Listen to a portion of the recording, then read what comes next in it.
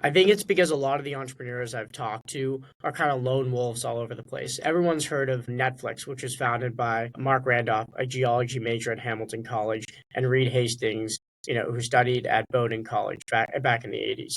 And there's actually been over 30 other companies that have founded by NESCAC alumni invested with $1 million or more, but they all think they're kind of on their own. And so what Trivium is doing is bringing them together.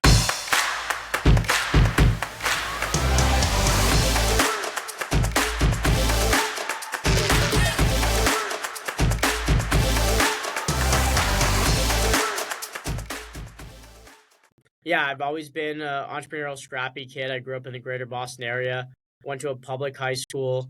I play a sport called squash, which is pretty scrappy sport, if you know what that is. It's like tennis kind of in a box. And, during COVID, my first venture was this local landscaping company that, many kids, I think, try to start. We scaled ours. It was called Chilton Lawn Care to about 70 clients over 3 years. And, that was my first experience. I learned so much about how to interact with customers, how to be scrappy, how to, interact with different types of people, how to get equipment that was cheaper than at Home Depot. A lot of stories that go along with that. But, through my internships in college and with what I'm doing now, it all goes back to that original foundation when I was at a campfire with my friend and we were like, we want a job, but we don't really want to work, at a grocery store like everyone else. And that's how Chilton Lawn Care was founded. And I've always had that kind of like itch to be an entrepreneur. And you graduate undergrad in a little less than a year, is that right? That's correct. In May, I'm gonna make it for sure. Crazy, man. All right, so let's dive in. So you grew up in the broader the greater Boston area. Assuming Boston sports fan. Huge Boston sports. Drake May is the man. He's the real deal. All right, so I won't hold that against you, but moving on from that. So you grow up in the Massachusetts area. You have this entrepreneurial bug from a young age. You get your lawn care business started in COVID era. Now, mind you, most of my audience was, slaving away. A lot of people had moved back to their parents' houses or were in their COVID pods working away. You were still in high school at the time, getting that going. Talk to me about and get us up to speed on what that was like. So you were a sophomore or junior in high school? Yeah, I was a sophomore in high school. I had a big, geology exam or something coming up. COVID hit, boom. We were at home for 2 weeks. I know COVID hit everyone differently, but I just saw it as an incredible opportunity to do something that you don't get to do because you're just at home. So the first thing I did was start, trying to build birdhouses and sell those. And when I realized that wasn't super scalable, I went with I actually like to mow lawns. And so what if instead of just mowing my lawn for my dad, I also mow the neighbor's lawn and the next one. And, I was, like I said, I was at that campfire with my neighbor, became my co-founder and also one of my good buddies. And, we started putting ads in the local newspaper, getting on apps like Nextdoor. I think the internet has made, all these kind of like side hustle ambitions so much easier, especially with marketing. And we did our first client in, I would say March or April of 2020. Yeah, and we went, it was a thunderstorm, we got rained on. I had my mom pick me up in the back of her car, and we made $60 shoveling away the extra grime from a tree trunk that was kind of ground up. And that was the first job, and it was all uphill from there, but we were profitable on day one. Love it, man. Now, when did you start playing squash? I started playing squash also my sophomore year of high school. That was a big year for me. I played a lot of tennis, a lot of baseball growing up, but squash is really the sport that fits me. It fits me. I'm a smaller guy, and it's really scrappy, and that's kind of who I am. A lot of my friends say I have my first match tomorrow, of my senior year in college, and the people that watch me play are like, oh, I get why you're an entrepreneur, just like if you watch me play on the court. They say that. Do you play golf at all, Jacob? No, I don't, but a lot of my friends do, and I have to get into it. Yeah. Yeah, plenty of time. But I was playing with someone a couple weeks ago, and they said your golf swing is a reflection of your personality, bar none. And I feel like it's probably the same way. I mean, from my experience as well, it's probably the same way in squash, where you have, some calmer players, some very methodical players, and some folks are just, running around the court altogether.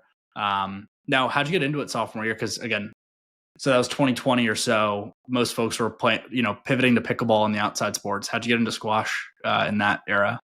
Yeah, I got to give credit to my dad, and also Needham High School. We're one of the only high schools in the entire country, public high schools, with a squash team. And it was like 12 guys, and actually a few girls too. And we went to the local club a few days a week. It was a club sport, and honestly, from the moment I started playing, I was like, I love this sport. Like I could see myself getting really good, and I still have that feeling every time I walk onto the court. I get really excited to play, and that's why I'm just the game's been really good to me, and I've been really good to the game. So I've always been an athlete, baseball, cross country, tennis, but just love competing. Now, as you know, I had Jared Estasio on, who went and rode at Hamilton after high Mhm. school. What was that recruitment process like for you going from Needham to Hamilton? Was it the typical, like, you start recruiting? I mean, if you picked it up sophomore, you probably didn't have like this deep pipeline of highlight reels and recruiter, or, what do you call it? Scouts coming after you when you were a sophomore. But at what point did you start to think, hey, like, this isn't just a sport that's exciting to me. I could actually play college ball, if you will. Right. So with college, I was just looking for the right fit, like what was going to fit me best academically, athletically, socially. I think a lot of those themes also translate into business. What's the right fit for, the investor startup, and we'll get into that later. But with college, I was barely good enough to play squash in college. I started so late as a sophomore, and the coach gave me an opportunity to walk onto the team. I talked to a lot of the NESCAC schools. A lot of them shot me down. Most of them shot me down. That was a lot of motivation for me starting out, and I started playing. At the very bottom of the ladder, my freshman year, barely made the team, and worked my way up the ladder just by working hard and loving the game. And I think that's why D3 athletics are so special, because it's just, especially squash, because if I beat the person in front of me in the ladder, I move up. It's not like, baseball or football where it's totally up to the coach, uh, their decision who plays or not. I knew that I just needed to work hard and get better, and that's why I love just competing and playing squash. Also, it's an indoor sport, and Hamilton's so cold all the time that I'm glad I'm not playing baseball. Now you end up you walk on, you make the team. What's that been like balancing athletics and academics? Especially, and again, I had the same conversation with Jared, but you come into undergrad playing a sport, knowing that you're not going to go be probably not going to be a pro squash, but I know the ATP, or what is it? What's the pro squash league? The college league CSA, but it's a PSA, professional Yes, right. squash. Like I see their highlight reels. Those guys are crazy, Yeah. and like there's probably a pretty slim chance that even anyone uh, from U.S. sports and or U.S. College sports end up going to the PSA. But what's your headspace like around balancing athletics and academics going on as a walk-on athlete? Yeah, I always used to get this question as a tour guide, and it's a good one. But I think playing a sport is a blessing, not a curse, because first of all, a lot of people believe in me as an entrepreneur because I'm an athlete. I've had people come to me and say I specifically only hire or invest in people that found businesses and they were athletes because of the drive. Even my first internship was like that. But it's definitely it's a big time commitment, but it also allows you to separate your time. I'm going to work out really hard for these 2 hours of the day, and then that will allows me to focus on other things and not get burned out.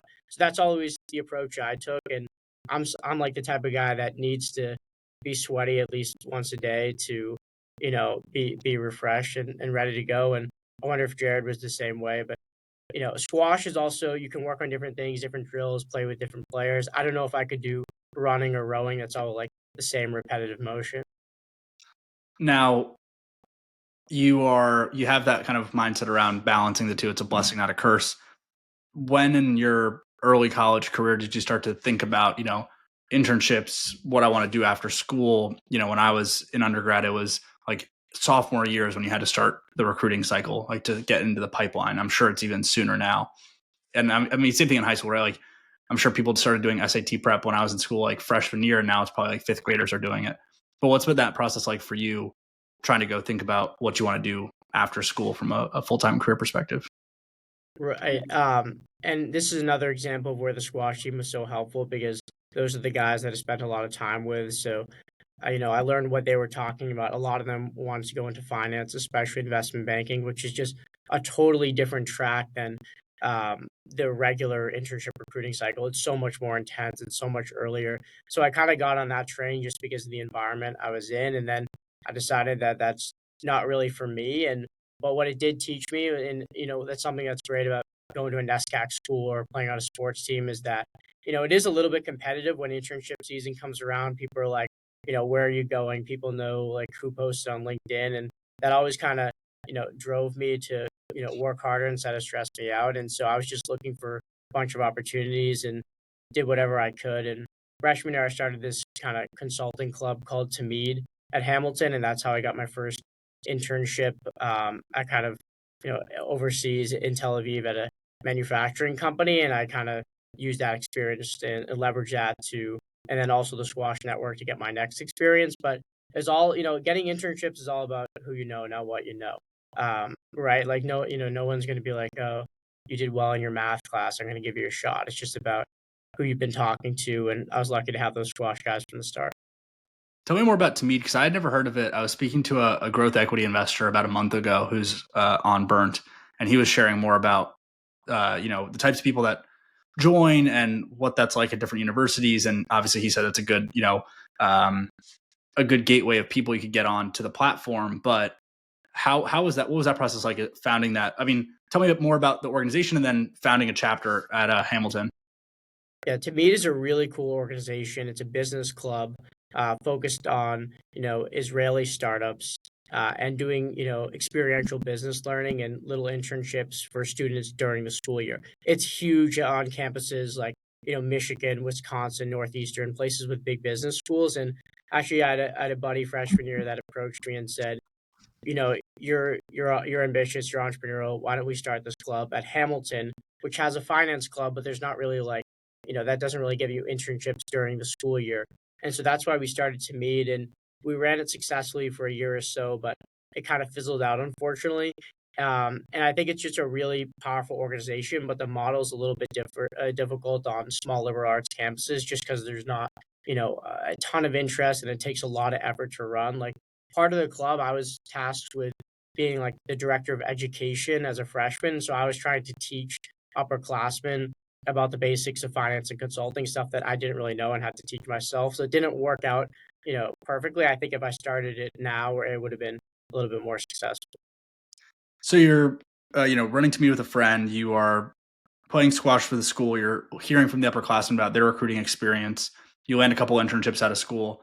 At what point did Trivium start coming to mind? Or obviously we'll get to how it came to fruition. But when was the first inkling of this business idea? When did that come to your mind? So I would say I was in Copenhagen studying abroad. Copenhagen's awesome. I would encourage everyone to go abroad. It's you learn so much about yourself and in ways you don't learn in the classroom.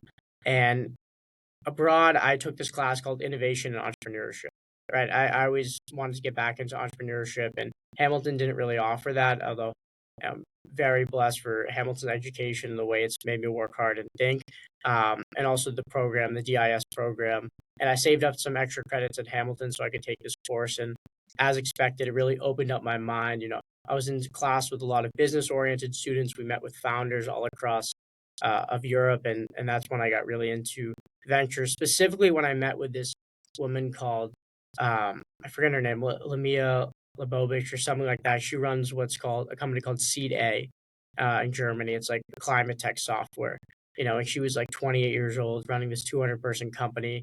And I was actually playing ping pong, in the startup office when she came into the room. And she was like, are you done playing ping pong now? Like we're gonna start. And I was like, I didn't think she was the CEO. So I was like, no, like let me just finish up this game first. And that's and then she took the stage and I was like, oh wow, like, I should not have underestimated this person, and that just really got me, hooked. So that was kind of the first inkling, and then would love to give you a chance to explain more about how you went from that idea in Copenhagen to starting a venture network for these NASAC schools. Right. So actually, I never got the idea in Copenhagen. I just got like the itch to do something. And also another thing that happened was I got rejected in final round from a lot of big banks. And that ended up being again a blessing in disguise. And I was really bummed out for a while, and I was just thinking about what to do. So I joined some pretty early stage startups, like I said, through the Y Combinator platform. Started talking to a lot of Hamilton alumni from the NESCAC. How did you start your business? What's your network look like? I was like, wait a second, there are so many really interesting, really successful companies coming out of the NESCAC. Who is supporting these people? And then I would talk to people in, venture networks at Harvard and at MIT and at Stanford. Um, and I was like, why doesn't something like this exist for the NESCAC? Like, what is venture? It's connecting people based on shared interests. The NESCAC is, there's a bunch of camaraderie. When I go to play, Middlebury or Tufts or Williams, like I know people on those teams. I know those people are going to be successful, like people at Hamilton.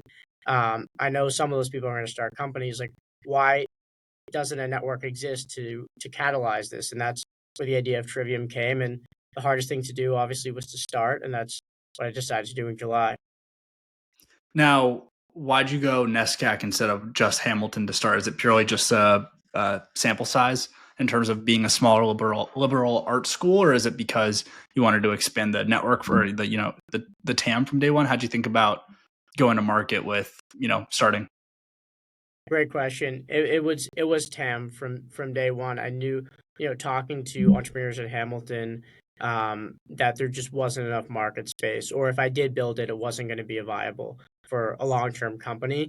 And so the NESCAC provides, a little bit less of affiliation than just Hamilton, but so much more opportunity and allows the network to be a lot more strong and potent in the long run. Now, to your point, there are a lot of founders from the NESCAC schools. There are a lot of super smart, successful people that end up graduating and going on to good careers. Why has no one started this for Hamilton or this batch of universities like they have at the big state schools or the Ivies, for example?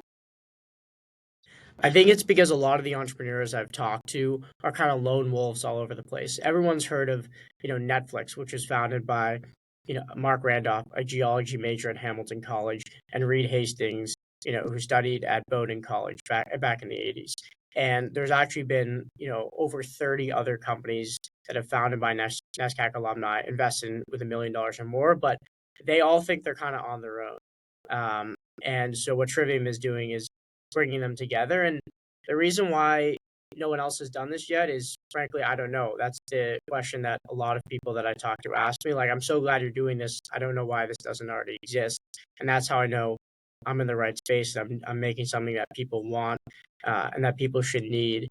And I'm also not really reinventing the wheel. I'm just copying the angel network model of a lot of different groups. Let's talk about that for a second. So you said you started in July. What was that process like from forming this idea to actually from -1 to 0 and then from 0 to 1? I think it was making a lot of mistakes. The last business I started was Chilton Lawn Care, and I basically ran that on a Google spreadsheet, used my personal cell phone number to call people to start, and never really got to the scale. The reason why it was so hard to sell that company was because my books were so messed up, and the clients we had were so niche that it was hard to transfer to an official landscaping company. So with Trivium, I wanted to do things the right way, and I was very fortunate that I've had some friends that were upperclassmen at Hamilton that, work for companies like American Express that have been super helpful in advising me on how to start.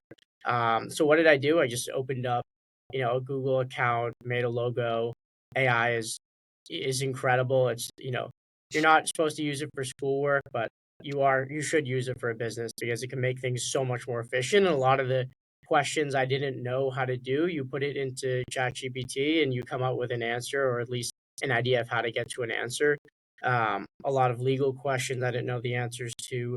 A lot of things that really my liberal arts education just taught me how to figure out. Let's take a sidebar here before we get into logo and name and kind of going through that journey. What's the state of play like at a university today as it relates to AI and usage in the classroom or in your studies? Because obviously everyone's using it. You're not supposed to use it, but it's the same. I feel like it's probably the same logic of when we were in school, when I was in school, or my generation was in school, whether it was using Chegg or some of these answer services out there.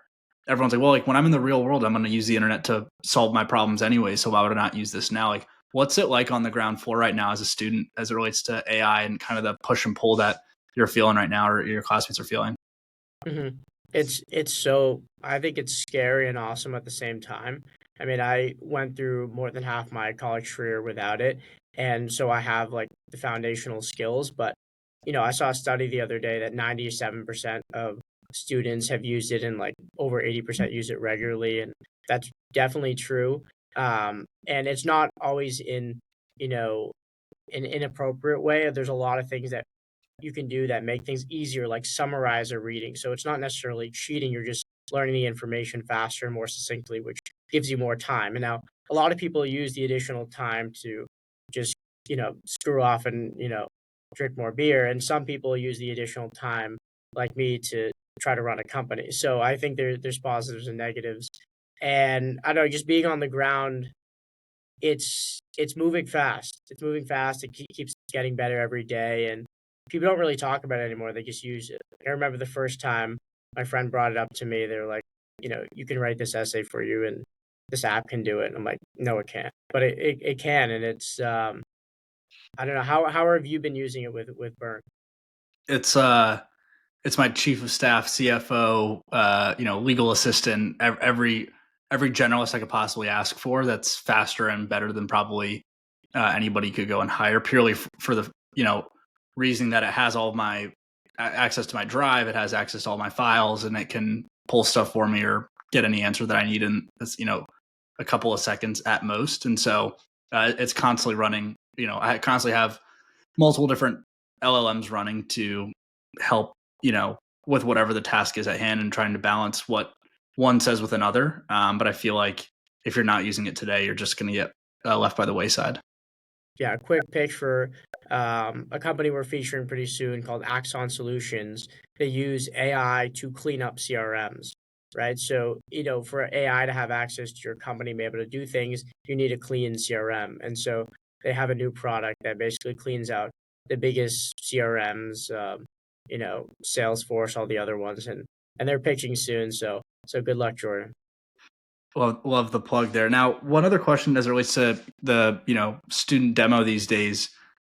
How are kids thinking, or how are students thinking about getting into the workforce? We've all seen the studies that companies aren't hiring 22-year-olds anymore because of the incremental gains that AI is providing for the middle of the pack workforce or the middle managers. What's the current sentiment like around students as it relates to internships and hiring? And obviously, you have your pinnacle careers and air quotes pinnacle careers in banking or law that kind of have their traditional pipelines where you'll do your summer associate programs or summer analyst programs at the banks.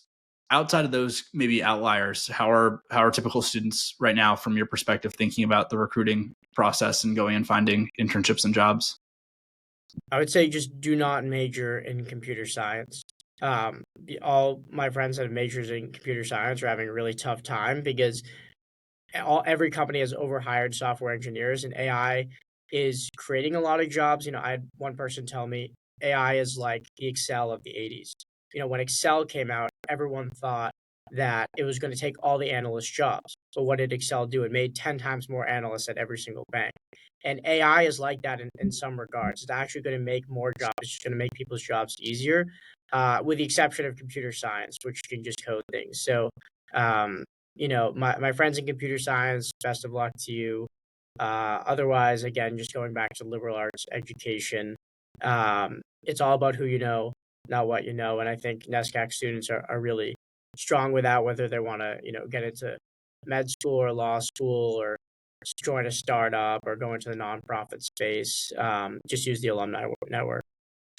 Let's get back to Trivium then. So July, you had, use your learnings from the lawn care business and started, with a clean slate from day one. What was that like? Picking a name, picking a logo, going through. I'm sure you guys are incorporated. What was that process like for you guys? Yeah, we're an LLC right now. What was the process like of developing a logo? Going to ChatGPT and say make me a bunch of logos. Trivium, thinking about a lot of different names. Looking back on it, I think it's a mistake I made. Honestly, I'll admit I wish I called it Liberal Arts Ventures or something a lot more straightforward because a lot of people pick up Trivium and don't immediately know what it is. And there's a few other companies named Trivium, and I think it's too late to change now, but that's something for clarity and learning about the other groups who want to create the lowest amount of friction possible. But we're going with Trivium for now. And Trivium means the three components of the liberal arts: education, logic, rhetoric, and grammar. And so that's just like all the proponents of, we think founders coming out of the NESCAC are going to be disproportionately successful because of the way they're able to be, extra driven, motivated, and creative, just based on how their liberal arts education has made them adapt. Now, you said earlier you were modeling the foundation of Trivium off of a lot of the other angel syndicate networks. What does that actually look like in practice? So you had this idea, you want to go and execute it. What were your learnings? What were you learning from? Who were you learning from? Like, how are you actually going about your initial go to market? Well, a lot of times when I'm trying to meet new investors or new founders, I end up getting a little sidetracked, which is often a good thing. Just connecting with someone that's, can't necessarily help me out by committing capital to the companies that we source, but, might help me out with a new idea, like creating an SCAC job board, or can advise me. And a lot of people, maybe because I'm a student, I've been super helpful, and I'm very grateful for that. And so connected with someone on the Hamilton squash team that not the squash team, the soccer team that graduated a few years ago. He runs what's called the Carolina Angel Network, which is basically an angel network that for Duke and UNC and founders from that region. And he just basically serves as an informal advisor, been super helpful. And I think a lot of people are kind of betting on my success, that long term I develop, and Trivium develops a really successful network. And, I hope to be reciprocally helpful at that point. But he's been super helpful, just having me think about things, how he's done deals, what his group likes to look at, how to develop relationships in the right way. And so just really listening is really important. Now, talk to the audience about what Trivium is today, because I think a lot of people, hear or see, they might know what AngelList is, or they might see, opportunity to invest as an angel. But what does that actually look like for you as the founder today? And then what does a potential NASAC founder-owned business, how do they work with you guys? And then how does a investor work with Trivium? So Trivium is a marketplace for liberal arts affiliated entrepreneurs and angel investors. And so what we are is basically a newsletter that features a few very high potential early stage startups raising between 100,000 and 2 million every month. And every month we have a pitch call in which we invite the two founders that are building really cool companies that have received a lot of interest to pitch for about 10 minutes, and they get about 10 minutes of questions. And then the angels are able to meet together and discuss to, pursue further diligence and make an investment. And so we've done a few of these pitch calls. The angel network sits at about almost close to 40 angels right now. There is a small fee to be in that angel group, and that's something I have to cover my operational expenses with. And we have a lot of plans to keep growing in the future. I think this is something that could be really big, and that's kind of where Trivium is. I think we're right on the edge of kind of a hockey stick curve. Right on the verge of doing our first SPVs. We have partnerships with state funds in New York and Maine and other places in which we'll potentially look at our investments as well. We've got partnership with Seed Labs that takes care of our back end should we form an SPV. So all the basis is set up, and the network is really starting to congeal. Now, let me ask you this, because this is something that obviously we've talked about in the past as relates to network effect types of businesses or marketplace businesses. You have the typical chicken and egg battle with two sides of the marketplace. So you have your founders you're going to reach out to try to get them to come in and pitch to this, Trivium network with all of the investors that you're bringing to the table. The value prop for them is pretty straightforward, which is, hey, I'll get you in front of investors. On the other end, investors, I'm sure, are thinking, okay, sure, this is a free way for me to get access to deal flow. No investor, maybe outside of the top 1% of venture funds, would turn this. The big institutional guys will turn this down. How are you thinking about the typical marketplace problem in terms of sourcing on both sides? It's just to keep building both sides, and whenever I'm behind on one side, I focus on the other side. So right now, I'm ahead of the game on startups. We have a backup of a lot of really cool startups that want to pitch, and I've been kind of recycling and showing the investors a lot of stuff. And I'm always conscious of their time, so I want to bring up the investors to 75 plus is my goal by January 1st, New Year's, and then I think I'll balance out, and then I'll start pushing on one and just keep building this thing up. The good news is right now, we've got the base in place, and that doesn't really go anywhere. But I would kind of push back on something you said, Arjun. It's investors are, it's not just the top 1%. A lot of angel investors are actually seeing plenty of deal flow. Right when you say I'm an angel investor, a lot of people are coming to you. And so what we're really trying to focus on at Trivium is quality. I'm not sending ideas that students are working on in their dorm room. I'm sending along and featuring in-depth companies that I've met with that have ARR of probably over 25K up to 250K and are raising post family and friends rounds. They're probably looking for, a real catalyst investment of 200 or 300K. And that's kind of the market that we sit at. And I'm always focused on quality and protecting the investor's time. On the investor side, are you only going after NASDAQ alum, or is it a broader sweeping pool of angels? Right now, it's just NESCAC alum, with the potential to expand out, and we do have a few investors from Pomona, Claremont McKenna, and other prestigious liberal arts schools. But definitely going to keep the companies to strictly NESCAC. But in the future, as long as the affiliation stays strong, I'm not super clear where that's going to go as long as the investors are engaged. Now you've got, two sides of the marketplace humming right now. How have you thought about scaling your business as it relates to headcount, new, better software tools? How are you thinking about expanding this to, match the demand on both sides? One of the secret sauces of Trivium is that, we're a student-founded, student-run organization for the most part. And yes, we have these advisors that sit on the boards and, are co-managing partners of some of the largest VCs in the world. But we have over 6 interns at different NESCAC schools, really getting the sense for the venture ecosystem from the ground up. So we have boots on the ground, and that's a big part of our team. And we're looking to get another great internship cohort of spring interns from new NESCAC schools, as well as super high performing student athletes and other people from the NESCAC. So if you're listening to this and want to apply, definitely reach out to info@triviumvn.com. And then also, like I said, through the advisors and people that are around me that help informally have their own schoolwork or own businesses that have been really helpful. But it's really those internships that's the base of it. I have a pretty good idea of what your answer will be here, but I want to hear what's been the most rewarding part of doing this so far.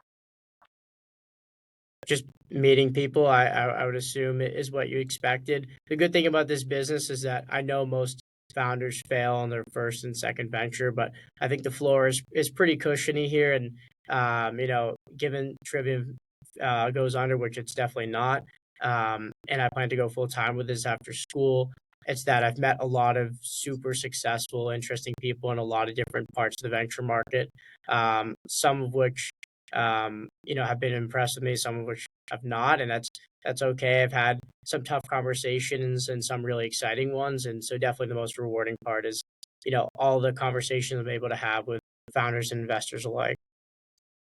Now, as it relates to managing your day to day, again, student, athlete, entrepreneur, what are you actually using from a delivery perspective to maintain your tasks, your to dos? Are you a Notion guy? Are you a Trello guy? How are you actually keeping track of everything on your radar? I'm a sticky note guy. And yeah, I'm not the most organized person in the world. I have sticky notes everywhere. I've got Google Calendar, which is massive, and it's always super busy. I got a few Google Calendars on top of each other. That's kind of what I do. I think, it's so tricky. I feel like, especially for people in the founder seat, there's all these new shiny tools that are always flashing with better task management, but sometimes the good old fashioned pen and paper is the best way to do it. And I kind of oscillate between the two because sometimes with all the software out there, I actually lose track of what I need to do in this exact moment, and I revert to the good old fashioned notebook. But then I forget to. Yeah, it's I feel like a perennial problem for anyone in the driver's seat. Yeah, what do you use for burn in your life? Yeah, right now I'm using it's Google Calendar, Notion are my two go tos, and then I don't know if you've seen the meme of the bell curve that in the middle, the meaty part of the bell curve, it has all the different software that tracks to dos and whatnot, and then on either side of it's Apple Notes. So I use Apple Notes a lot actually for like random things I think of, and I transfer that over to Notion and transfer that over to Google Calendar as needed. But I found that the more sophisticated the technology, the harder it is for me to use and to actually like adopt regularly. No, I completely agree with that. I'm just like pencil, paper.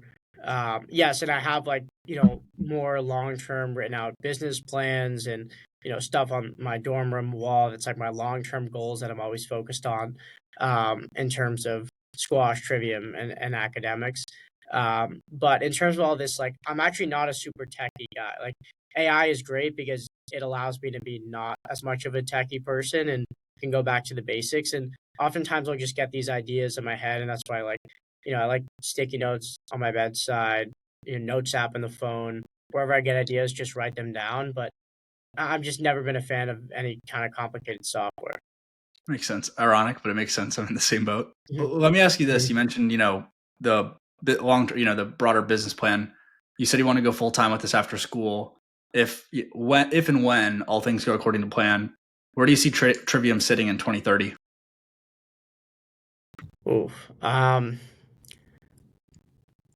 think it's going to become sort of a self-cycling network in which I'll be able to embark on some other things and still have Trivium and run it on the side, but just get, the best founders coming along, just introduced to me naturally, and then I'll be able to feature them and kind of a self-serving network. There's an angel group in Boston called TBD Angels, to be determined, and it's just a group of angels that whenever something comes up, they have a group that meets together and goes with that. And I also hope Trivium, just becomes the go-to place to go for NESCAC entrepreneurs.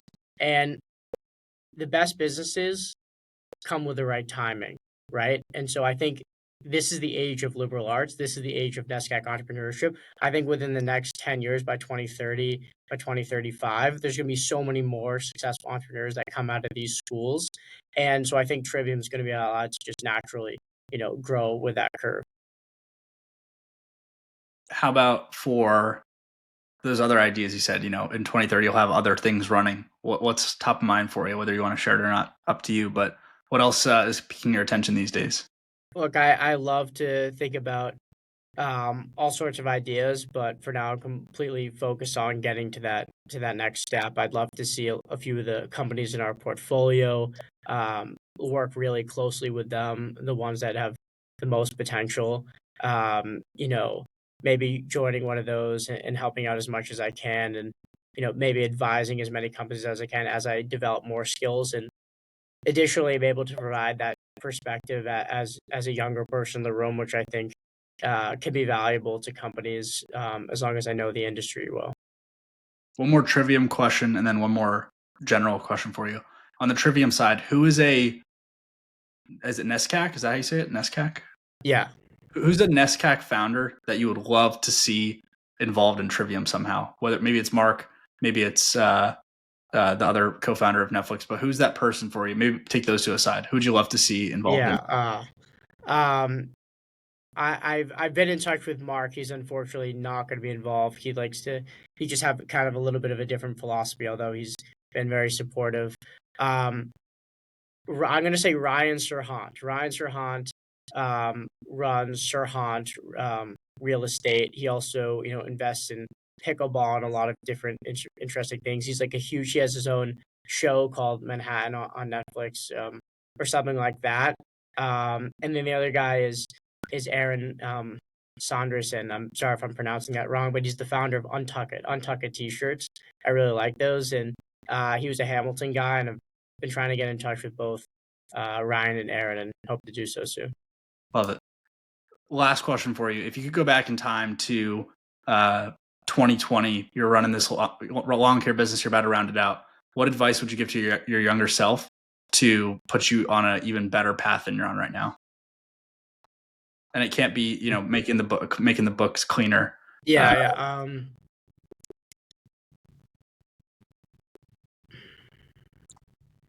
I I'm the person that lives with the no regrets. I have minor regrets. Like I shouldn't have taken the sociology course freshman year of college. Didn't do so well in that.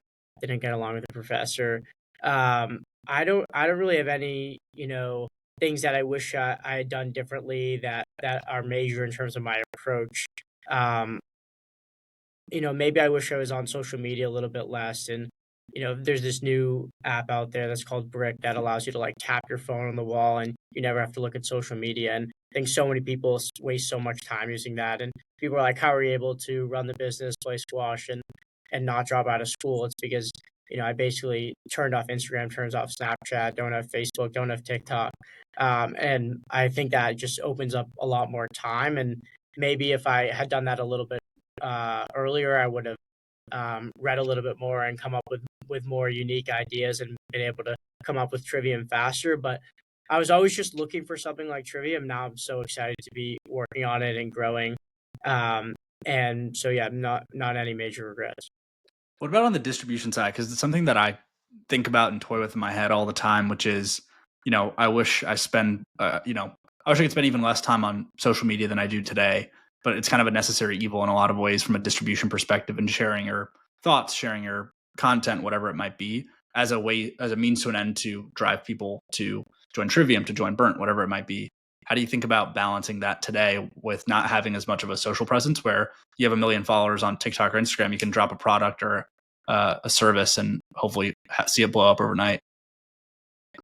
Yeah, well, the investors in our network, I don't think most of them are, they're too busy to be spending their time on social media. So I'm not really concerned about missing that marketplace. In terms of distribution, um, again, I just wish I learned a lot of this stuff earlier, maybe started Trivium a year earlier.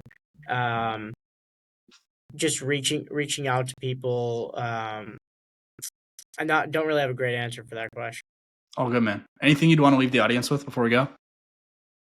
Yeah, I'd love to meet you. Love to connect with you, even if you don't think you'd be super applicable for Trivium. I'm just like Arjun's trying to do with Burn. I'm always trying to expand my network and meet new people, and happy to talk squash. I get to Boston, I get to New York a lot, so love to get a copy and hear about your journey. Because one of the reasons why I love running Trivium is because I love to listen and learn what people are building.